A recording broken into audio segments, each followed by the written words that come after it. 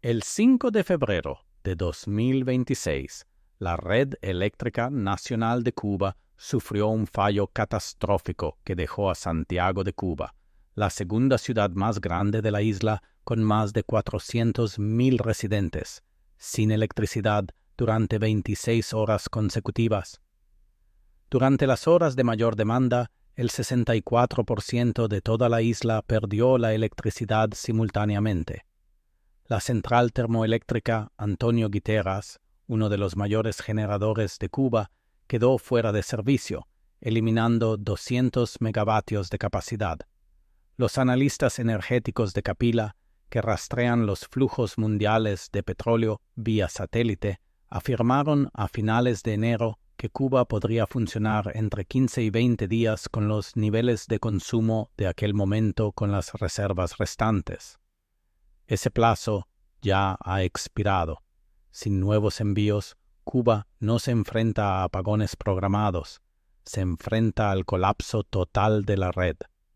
No tener electricidad significa que no hay bombeo de agua, ni refrigeración, ni equipos hospitalarios, ni transporte público, ni sistemas de distribución de combustible. El gobierno cubano ha implementado una semana laboral de 4 días para los empleados estatales, ha reducido las sesiones escolares a media jornada, ha restringido el transporte interprovincial y ha cerrado servicios públicos no esenciales. Estas medidas pretenden preservar el combustible para las infraestructuras críticas, los hospitales, la producción de alimentos y el tratamiento de agua, pero también representan el reconocimiento de que Cuba no puede mantener las operaciones normales con los niveles actuales de disponibilidad de petróleo. Los sistemas de suministro de agua de Cuba dependen de la energía eléctrica para el bombeo y la purificación. Cuando la red falla, el agua deja de fluir. La provincia de Artemisa informó de una reducción del 83% en la disponibilidad de agua. La Habana experimentó una reducción del 80%. Millones de cubanos se enfrentan ahora a una escasez simultánea de combustible y agua, incapaces de cocinar, limpiar o mantener el saneamiento básico. El ministro de Salud Pública de Cuba, José Ángel Portal Miranda, anunció a principios de febrero que los hospitales disminuirían sustancialmente la actividad quirúrgica. ¿La razón? Los procedimientos quirúrgicos requieren un consumo significativo de electricidad y unas condiciones mínimas de seguridad que la red en colapso no puede garantizar. Las cirugías selectivas se cancelan. Los procedimientos de emergencia se retrasan. Se envía a los pacientes a casa a descansar sin tratamiento porque los centros carecen de energía para operar con seguridad. Los hospitales provinciales informan de escasez de medicamentos críticos, incluidos analgésicos, antibióticos y gasas. Algunos centros carecen de electricidad para refrigerar medicamentos esenciales, lo que hace que los fármacos sensibles a la temperatura queden inservibles. Cuba está experimentando una triple epidemia: virus del dengue y oropuche, con 626 casos confirmados, 76 casos de síndrome de Guillain-Barré, 25 casos de encefalitis y varicela con 38.938 casos. En una semana de principios de febrero murieron 33 personas por estas enfermedades, incluidos 21 mineros. Los hospitales carecen de reactivos de diagnóstico, capacidad de tratamiento y la electricidad necesaria para mantener los equipos. La empresa estatal Medilip está ampliando la producción de jarabes de origen vegetal, orégano, eucalipto, aloe vera, comercializados como tratamientos. El régimen lo presenta como innovación. La realidad es que no hay nada más. Los productos farmacéuticos modernos requieren importaciones que exigen divisas que Cuba no tiene, o producción nacional que requiere una electricidad que Cuba no puede generar. Cuando los hospitales ofrecen jarabes de hierbas en lugar de antibióticos, no es una elección, es la única opción que queda. A principios de febrero de 2026, Los precios de los alimentos en La Habana reflejaban una desconexión total con los salarios oficiales. Las patatas costaban 450 pesos por libra, las cebollas 380, los frijoles 500 y la carne 1000. Una sola compra modesta de productos básicos cuesta 10.300 pesos. Mientras tanto, el trabajador estatal medio gana 6.300 pesos mensuales. Los profesores ganan 5.495 pesos. Los trabajadores sanitarios ganan 6.562 pesos. Un médico que gana 4.500 pesos, aproximadamente $16 a tipos de cambio informales, no puede permitirse arroz, pollo o pasta de dientes con el salario de un mes. Esto es lo que produce la presión máxima en la práctica: hospitales sin energía, personas sin agua, salarios que no pueden comprar comida y una población que ha perdido 1 millón de personas por la inmigración desde 2021. Eso es el 18% de la población total huyendo en 5 años. La catástrofe humanitaria está documentada. Ahora la pregunta estratégica: ¿puede el régimen sobrevivir a lo que viene? Y si no puede, ¿qué sucede después del 5 de febrero? El presidente Miguel Díaz-Canel afirmó que Cuba está dispuesta a entablar un diálogo con los Estados Unidos sobre cualquier tema, pero sin presiones ni condiciones previas. Destacó que cualquier conversación debe producirse desde una posición de iguales, con respeto a la soberanía, la independencia y la autodeterminación, sin injerencias en los asuntos internos. Esto presenta a Cuba como abierta a la negociación mientras marca una línea roja. El sistema político, la Constitución y la soberanía no son negociables independientemente de la presión.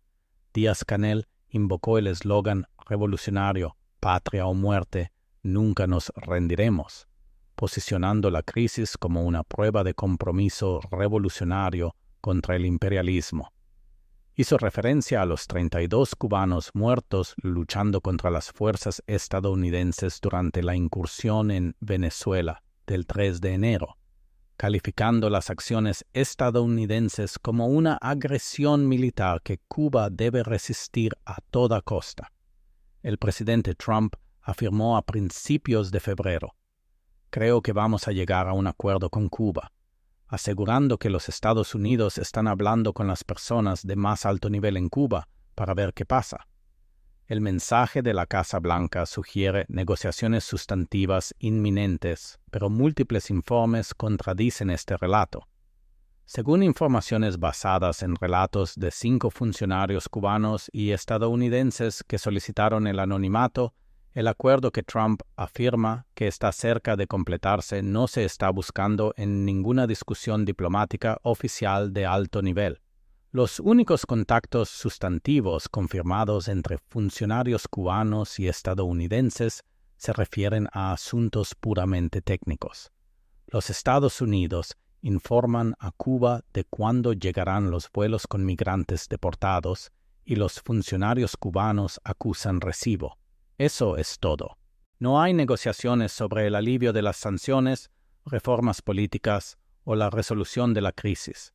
Un alto funcionario de la Casa Blanca dijo a las fuentes de noticias que las afirmaciones de Trump sobre las discusiones con las personas de más alto nivel en Cuba se originan en una tergiversación de las relaciones bilaterales por parte del secretario de Estado, Marco Rubio. La sugerencia es que Rubio, que ha buscado el cambio de régimen en Cuba como un objetivo político personal durante décadas, puede estar impidiendo deliberadamente las negociaciones genuinas para asegurar el fracaso diplomático, convirtiendo el cambio de régimen en el único camino a seguir para una administración que, de otro modo, podría preferir un acuerdo que salve las apariencias. El régimen dice que no negociará bajo presión. Washington envía señales contradictorias sobre si quiere el colapso o un acuerdo. Rusia y China prometen apoyo, pero limitan las entregas reales. La cuenta atrás del petróleo continúa. Ninguna de estas posiciones nos dice qué ocurre realmente cuando las reservas lleguen a cero. Mapeemos las posibles vías porque los próximos 30 días determinarán en qué futuro entra Cuba. La cuenta atrás del petróleo crea urgencia, pero no determina los resultados. Lo que suceda después depende de las decisiones tomadas en Washington, La Habana, Moscú, Pekín y Ciudad de México, y de variables que incluyen la cohesión del régimen, la tolerancia pública al sufrimiento y la voluntad internacional de rescatar a Cuba o verla colapsar. He aquí 5 escenarios, cada uno basado en pruebas actuales, ninguno garantizado. Escenario 1. Apertura parcial negociada. Rusia, China y México estabilizan un suministro mínimo de petróleo de entre 30.000 y 40.000 barriles diarios combinados, lo justo para evitar el colapso total de la red, pero no lo suficiente para restaurar el funcionamiento normal. Esto gana tiempo para las negociaciones. Ante una catástrofe humanitaria insostenible, Cuba acepta reformas parciales, liberalización económica, liberación de presos políticos y distanciamiento en política exterior de Rusia. A cambio, la administración Trump suspende los aranceles y permite un alivio limitado de las sanciones, lo suficiente para importar petróleo y bienes esenciales. Trump quiere victorias que pueda presentar como triunfos negociados. Un acuerdo en el que Cuba haga concesiones simbólicas y Trump declare el éxito permite a ambas partes evitar la guerra total. El régimen sobrevive y Trump proclama el cambio de régimen sin invasión. La crisis humanitaria se estabiliza. Sin embargo, los partidarios de la línea dura dentro de Cuba ven cualquier concesión como una amenaza existencial para el sistema revolucionario. Las élites militares pueden rechazar reformas que socaven su control económico. Por parte de Estados Unidos, Rubio y los republicanos del Congreso pueden exigir un cambio de régimen, no reformas, haciendo que una apertura parcial sea insuficiente para levantar la presión. Escenario 2. Estado de crisis permanente. El apoyo internacional proporciona lo justo para evitar el fallo total, pero no lo suficiente para restaurar el funcionamiento normal. Rusia envía cargamentos esporádicos, suministros para 20 días cada pocos meses. China continúa con la ayuda simbólica. México proporciona bienes humanitarios pero no petróleo. Cuba sobrevive a un nivel de subsistencia indefinidamente. La crisis se convierte en una condición permanente. Los apagones de 12 horas continúan y la escasez severa se normaliza. La atención sanitaria se deteriora aún más, pero el aparato de seguridad mantiene el control porque la población carece de organización, recursos o capacidad para un levantamiento sostenido. Cuba sobrevivió al periodo especial de los años 90 tras el colapso soviético, cuando el PIB se contrajo un 35%, el racionamiento de alimentos se intensificó y los apagones se convirtieron en rutina. El régimen resistió mediante la represión, la inmigración que drenó a los disidentes y una eventual recuperación parcial cuando el Chávez de Venezuela ofreció petróleo. Esto podría ser el periodo especial 2.0 con una duración indefinida, porque no existe un rescatador equivalente. Sin embargo, la crisis actual difiere de la de los años 90 en su carácter integral. Cuba se enfrenta a un colapso energético simultáneo, a la parálisis del turismo y a un éxodo demográfico de 1 millón de personas desde 2021 sin ningún salvador plausible. Escenario 3. Fractura del régimen y transición. El petróleo se agota por completo. La red colapsa enteramente durante días o semanas. Los servicios fallan de forma integral. El régimen no puede abastecer ni siquiera a sus partidarios principales, a las élites militares, al aparato de seguridad o a los leales al partido. Cuando el régimen no puede alimentar, pagar o suministrar a sus propios ejecutores, la unidad se rompe. Surgen facciones, una que sostiene que las negociaciones con los Estados Unidos representan la supervivencia, la otra que insiste en la resistencia desafiante sin importar el coste. Un golpe militar se vuelve posible si los oficiales de alto rango concluyen que el enfoque de Díaz-Canel ha fallado y un gobierno de transición podría asegurar el apoyo internacional. Un gobierno de transición liderado por militares negocia con Washington la liberación de prisioneros, reformas constitucionales y elecciones en un plazo definido a cambio del alivio inmediato de las sanciones y ayuda humanitaria. Alternativamente, una facción reformista dentro del Partido Comunista inicia una apertura gradual similar a la de Vietnam o China, implementando reformas de mercado mientras mantiene el control del partido. Si el colapso total de la red desencadena levantamientos populares mayores que los de julio de 2021, la respuesta del régimen determinará la trayectoria. La represión violenta podría acelerar la fractura de la élite si los comandantes militares rechazan las órdenes de disparar contra multitudes masivas. Escenario 4. Intervención militar de Estados Unidos. Si un fallo del Tribunal Supremo pone en peligro la autoridad para los aranceles, la administración escala a un bloqueo naval total. La Marina de los Estados Unidos impide todas las importaciones de petróleo, incluso de Rusia o China, mediante la fuerza. Alternativamente, la catástrofe humanitaria crea presión política dentro de los Estados Unidos para una operación de rescate que proteja a los civiles, entregue ayuda y garantice el orden. Romperían Moscú y Pekín el bloqueo, desplegando escoltas navales para los petroleros hacia Cuba.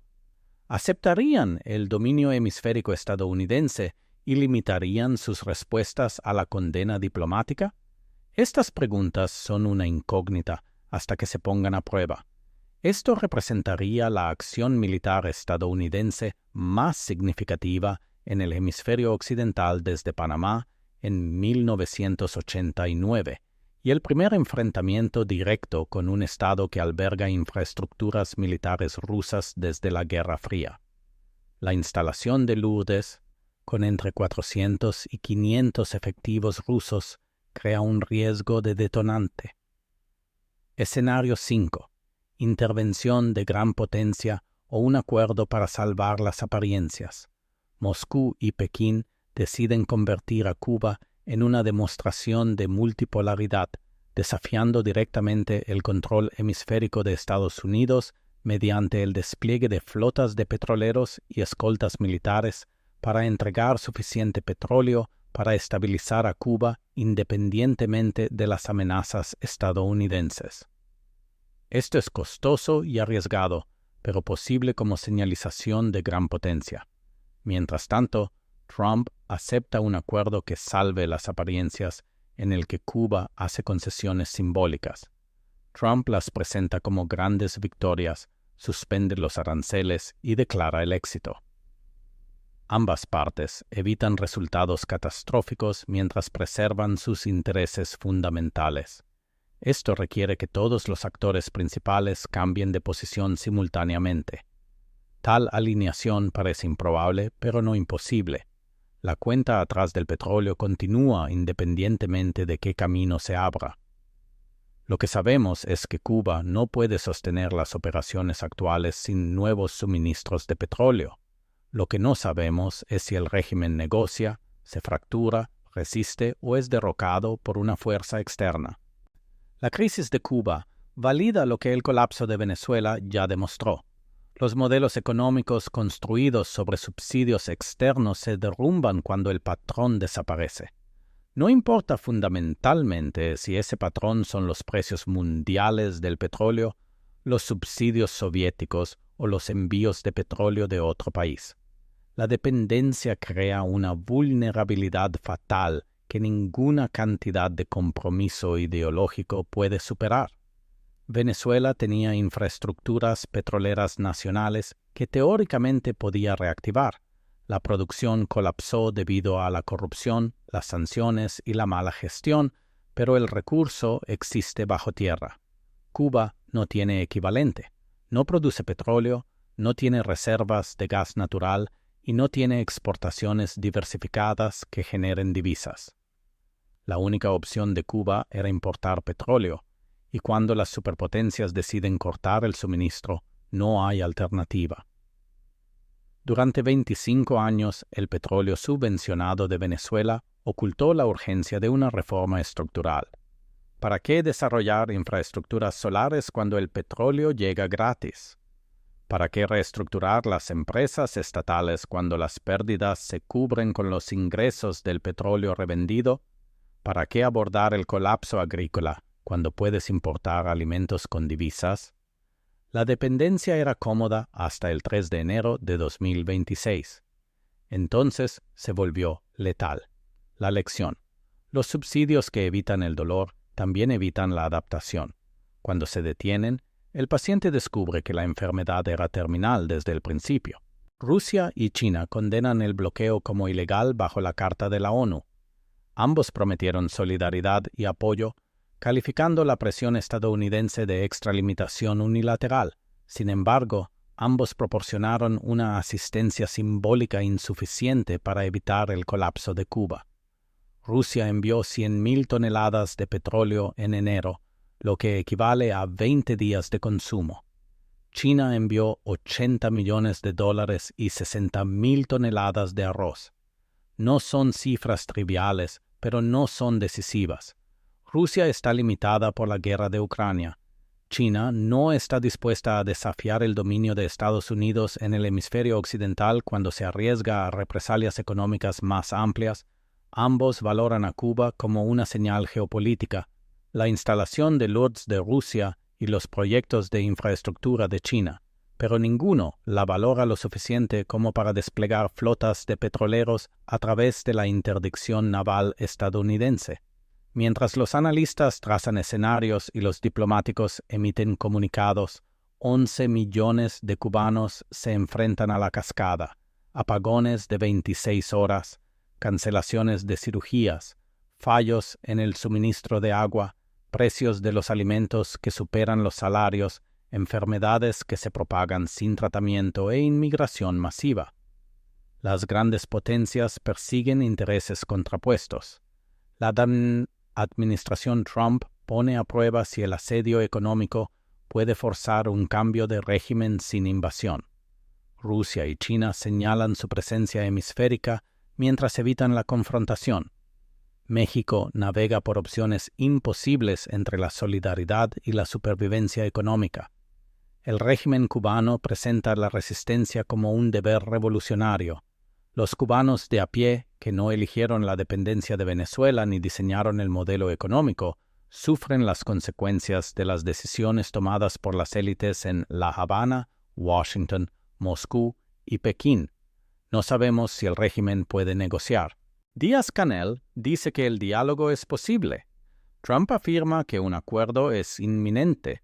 Otras fuentes dicen que las conversaciones sustantivas no han comenzado. Rubio puede estar bloqueando las negociaciones. La brecha entre los mensajes públicos y el contacto diplomático real sigue siendo opaca, y esa brecha determina si hay una vía de escape o una aceleración hacia el colapso. La cohesión de la élite ante el fallo total del sistema no se ha puesto a prueba. Si el régimen no puede abastecer a sus ejecutores, se fractura la unidad. La respuesta determina si Cuba se enfrenta a una transición gestionada, un golpe militar, una fragmentación caótica o el control autoritario continuo. Para marzo tendremos respuestas. Cuba o encuentra un salvavidas, o negocia una salida, o colapsa internamente, o se enfrenta a una intervención externa. Las incógnitas se resuelven a través de los hechos, no del análisis. Estamos a mediados de febrero de 2026. Las reservas de petróleo de Cuba probablemente han alcanzado niveles críticos. La red funciona de forma esporádica. La partida de ajedrez geopolítico continúa y la pregunta sigue siendo: ¿pueden sobrevivir 11 millones de personas mientras las grandes potencias deciden qué pasa con su isla? El veredicto aún no ha llegado, pero la cuenta atrás del petróleo continúa. Si esta historia cambia su forma de ver el frágil equilibrio del poder mundial y el coste humano del ajedrez geopolítico, suscríbase y dé un me gusta al canal. Estamos sacando a la luz la historia y los acontecimientos actuales que algunos preferirían mantener enterrados. Plantemos las semillas del entendimiento para el futuro. El próximo capítulo de esta investigación se abrirá pronto.